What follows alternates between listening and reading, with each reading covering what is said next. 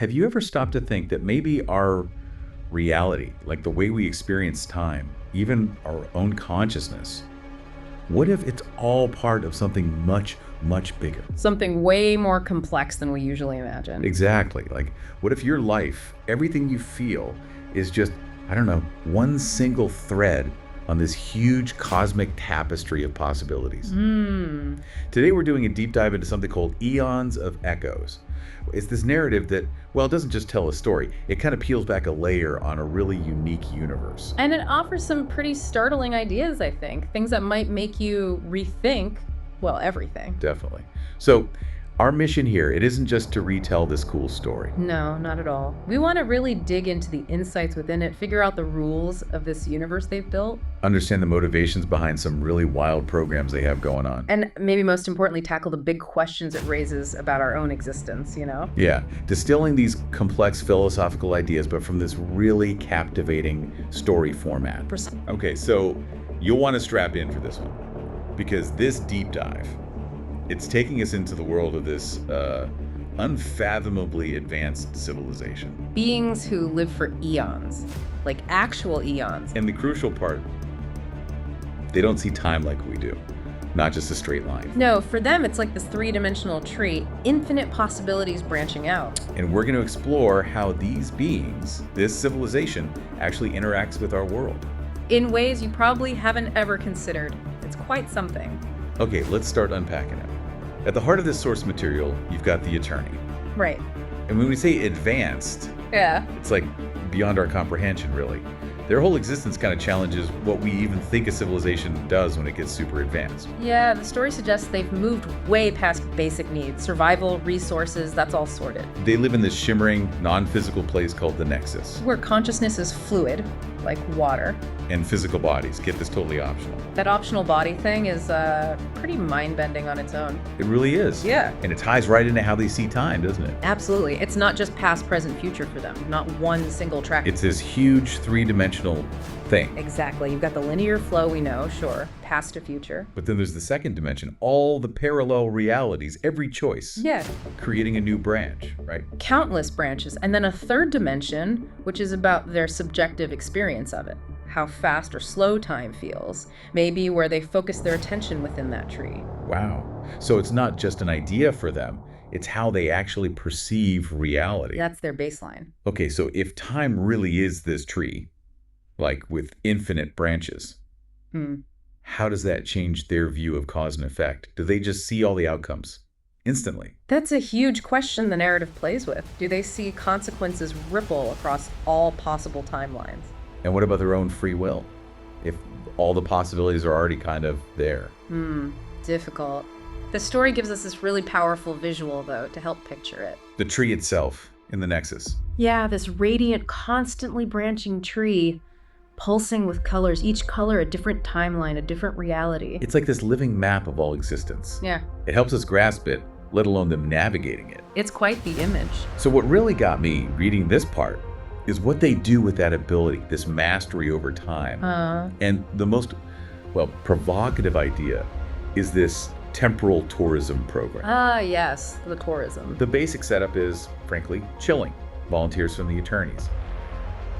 They have their consciousness basically implanted into human embryos here on Earth. Because they see Earth as this primitive planet, like a living museum piece. But wait, are they really adventurers? The people on the adventure don't even know they're having one? That seems awesome. Well, that's the crux of it, isn't it? That's the big ethical question hanging over the whole thing. Because the key rule for these tourists, as they call them, is they're born with zero memories of being eternal. Correct.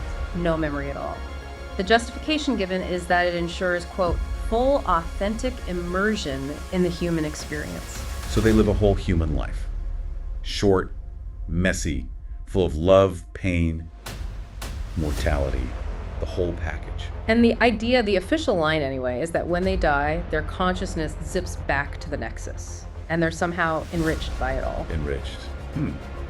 But erasing their memory first. And the whole idea of using a life for enrichment, it feels deeply uncomfortable. It absolutely does. It complicates the whole tourism angle massively. And it's not just tourists, is it? There's another group. The skiers. Right, the steerers. Yeah. A much more secretive bunch. They're sent in with these subconscious directives. little nudges. To push Earth's history in certain directions, not just observing. Exactly, like maybe stopping us from blowing ourselves up or making sure some tech develops in a way that fits with their, I don't know, timeline experiment. Which suggests a much deeper level of manipulation. It's not just sightseeing, there's an agenda. A big one, potentially. And the source material gives us two main Aeterni characters caught up in all this. Zyra, who's keen to be a tourist. Yeah, she seems genuinely excited by the idea. Craves the raw chaos, as the text puts it. And then there's Kael. He's a steerer. And he's got this heavy mission, something about stabilizing the 21st century pivot. Very cryptic. Sounds important, though. Definitely. And we see them getting briefed back in the Nexus, looking at that glowing time tree. Zyra's all about the human emotion. Kael's carrying this secret world-shaping task. Quite the contrast. So, okay, let's follow them down. How do these Aeternis actually live out these human lives? Zyra becomes Maya. Born in 1980s New York, described as this vibrant, kind of gritty world. And she lives it fully, doesn't she? The narrative shows her falling in love, dealing with betrayal, really wrestling with being mortal. It really emphasizes the intensity, the value, maybe, of these fleeting human moments. But what's interesting is how her Aeterni self sort of bleeds through, even without memory. Yeah, Maya feels this really strong, almost inexplicable pull towards art, towards connecting with people. And she has dreams, right? Strange dreams. Of a glowing tree, which is, of course, a hint of the Nexus, of her true origin. But she doesn't know that consciously. It really makes you wonder, doesn't it? How much of our deep drives, our passions, our dreams might be influenced by something hidden deep within us. It's a fascinating thought, like echoes of another self. Meanwhile, Kael becomes Elias. He's a brilliant scientist in the same timeline as Maya. And his hidden mission, it pushes him subconsciously towards developing this revolutionary AI, something that could, like, unify global communication. Huge potential. But it's not simple for him. The story shows Elias struggling internally. He feels human empathy, connection. But there's also this buried drive, this Aeterni programming maybe, pushing him to get this project done, no matter the cost. That internal conflict is key. Predetermination versus emerging humanity. And then, inevitably perhaps, their paths cross. Maya, the artist, creates this mural. And it features a cosmic tree. Looks uncannily like the Aeterni time tree. Elias sees it, maybe at a gallery show or something. And he feels this jolt, recognition, but he doesn't know why. So they connect, drawn to each other, but completely clueless about their shared origin in the Nexus. But then things get complicated. There's a rogue steerer. Ah, yes. Always a rogue element, born human as this powerful corporate magnate. And this guy starts manipulating Elias's AI project, but not for stability, like Kael's mission. No, he wants to accelerate chaos. He's actively working against the Nexus plan. Which suggests, even among these godlike beings, there's dissent, factions, different goals. Absolutely, not a monolith, and that immediately raises the stakes for Earth. So, okay, this internal Aeterni conflict, what does it actually mean for humanity, for Earth? Well, the narrative paints Earth as teetering on a knife edge. Could be technological utopia, could be complete collapse, classic sci-fi trope, but driven by this hidden conflict. And Maya's dreams get stronger, right? More vivid. She starts seeing actual fragments of the Nexus. While Elias, seeing the potential downsides, the dangerous uses of his AI, he starts really questioning his purpose, his drive. The human part of him is fighting back against the programming. And then this mysterious figure starts appearing, drops hints. Another Aeterni. Maybe someone sent from the Nexus to monitor things. Seems likely.